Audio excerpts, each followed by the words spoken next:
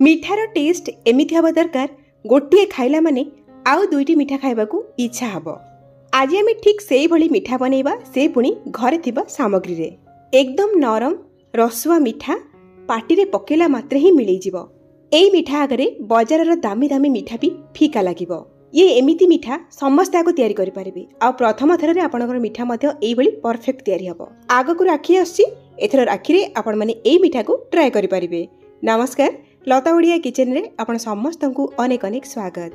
ए मिठा को तैयारी करिया पई प्रथमे गोटे बड़ जागा नबा आउ सेइथिरे मेजरिंग कप रे मापिकी 2 कप नबा आमे गहम अटा जहा कि ग्राम्स रे 250 ग्राम रो अछि।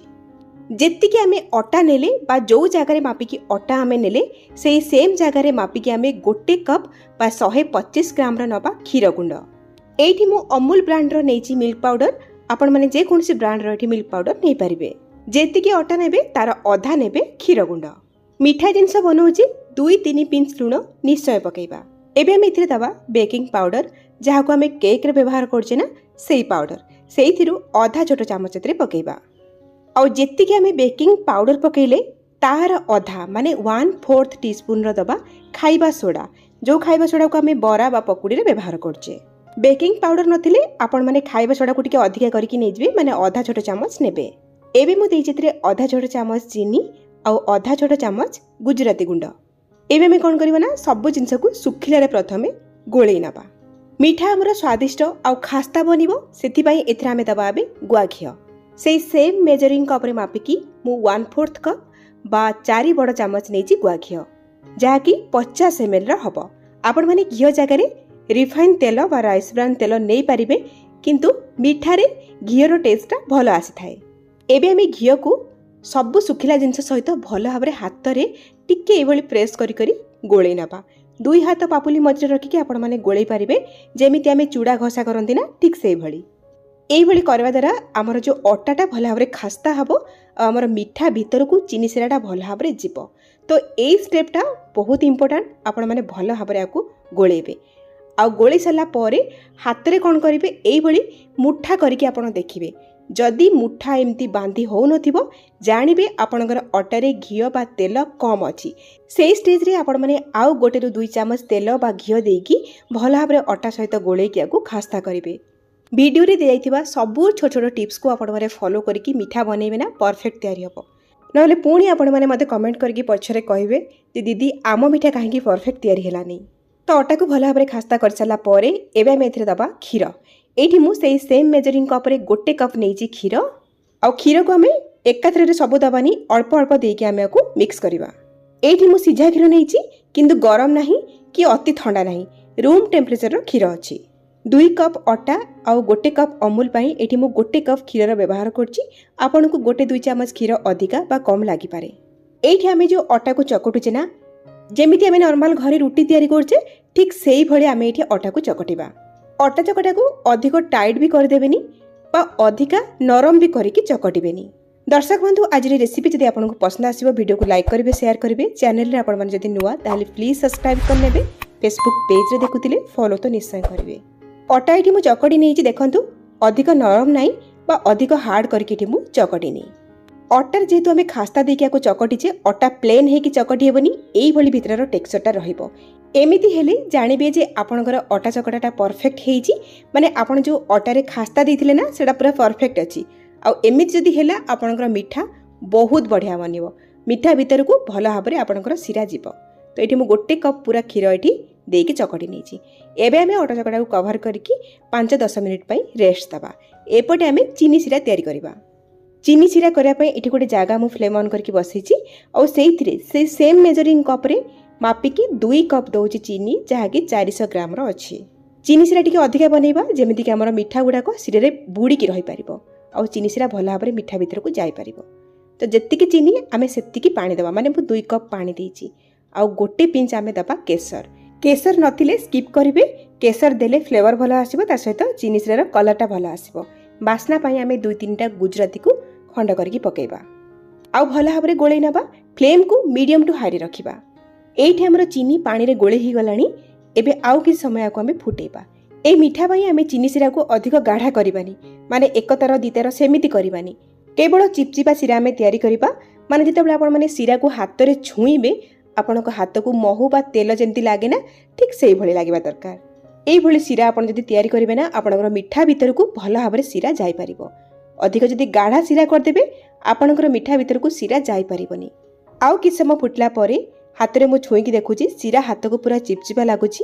ଏମିତି ହିଁ ଶିରା ଆମକୁ ଦରକାର, ଆଠୁ ଗାଢ଼ା କରିବାନି। ଏବେ ଆମେ ଗ୍ୟାସ୍ର ଫ୍ଲେମ୍କୁ ଅଫ୍ କରିନେବା। ବେଳେବେଳେ ଶିରା ଥଣ୍ଡା ହୋଇଗଲା ପରେ ବସି ଯାଇଥାଏ ବା କ୍ରିଷ୍ଟାଲାଇଜ୍ ହୋଇଯାଇଥାଏ।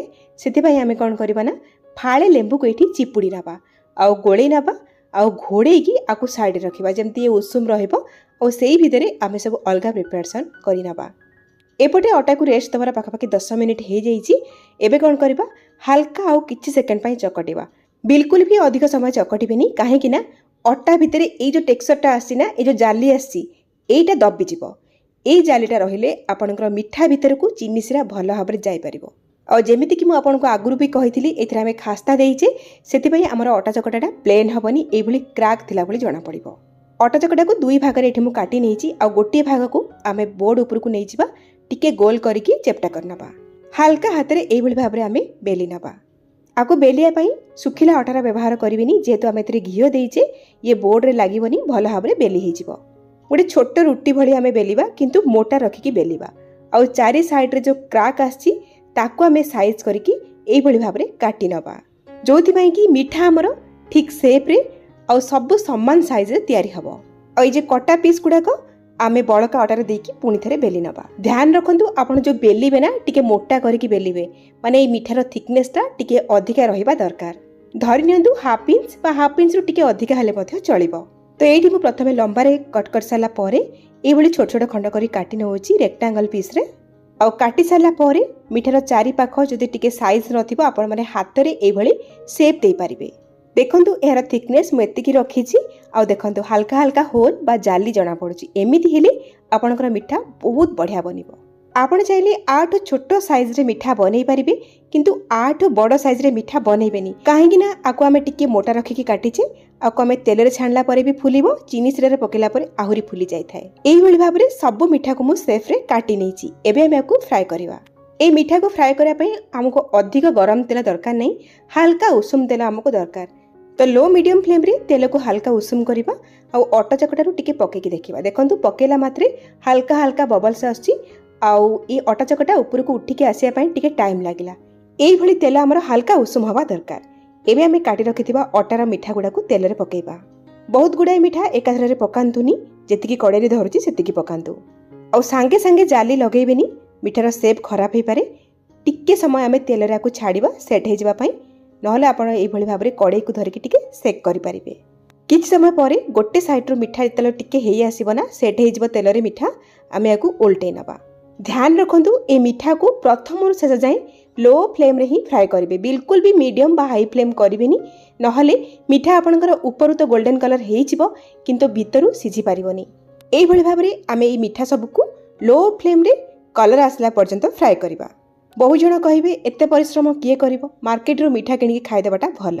ମାର୍କେଟରୁ ସିନା ଅତି ସହଜରେ ମିଠାକୁ କିଣିକି ନେଇ ଆସିବେ, କିନ୍ତୁ ଥରେ ଭାବି ଦେଖିଲେ ଆପଣମାନେ ନିଜ ହାତରେ ମିଠାକୁ ତିଆରି କରିବେ ଆଉ ନିଜ ଲୋକମାନଙ୍କୁ ଖୁଆଇବେ, ସେଥିରେ ଯେଉଁ ଶାନ୍ତି ମାର୍କେଟ ମିଠାରେ କ'ଣ ମିଳିବ? ତ ଏଠି ଦେଖିପାରୁଥିବେ ମିଠାର କଲର୍ କେତେ ବଢ଼ିଆ ଆସିଯାଇଛି। এইଭଳି କଲର୍ ହେଲା ପର୍ଯ୍ୟନ୍ତ ଆମେ ଆକୁ ଫ୍ରାଏ କରିବା। ଅଧିକ ଡାର୍କ କଲର୍ କରିକି ଆପଣ ଯଦି ଫ୍ରାଏ କରିଦେବେ ନା ମିଠାର ଉପର ଲେୟାରଟା ଟିକେ କ୍ରିସ୍ପି ବା ହାର୍ଡ଼ ଲାଗିବ, କିନ୍ତୁ ଭିତରକୁ ଚିନି ଶିରା ନିହାତି ଯିବ। ଏବେ ତ ମିଠା ଫ୍ରାଏ ହେଇଗଲା। ଏବେ ଆମେ ମିଠାକୁ ବାହାର କରିକି ଡାଇରେକ୍ଟ ଉଷୁମ ଚିନି ଶିରାରେ ପକାଇବା। ଶିରା ଯଦି ଥଣ୍ଡା ହେଇଯାଇଥିବ ଟିକେ ଗରମ କରିନେବେ। ଥଣ୍ଡା ଚିନି ଶିରାରେ ବିଲକୁଲ ବି ମିଠାକୁ ପକାଇବେନି, ନହେଲେ ମିଠା ଆମର ଚିନି ଶିରାକୁ ସୋକ୍ କରିପାରିବନି। ମାନେ ମିଠା ବି ଗରମ ଥିବ, ଚିନି ଶିରା ବି ଗରମ ଥିବ, ତାହେଲେ ଯାଇକି ଚିନି ଶିରା ମିଠା ଭିତରକୁ ଭଲ ଭାବରେ ଯାଇପାରିବ।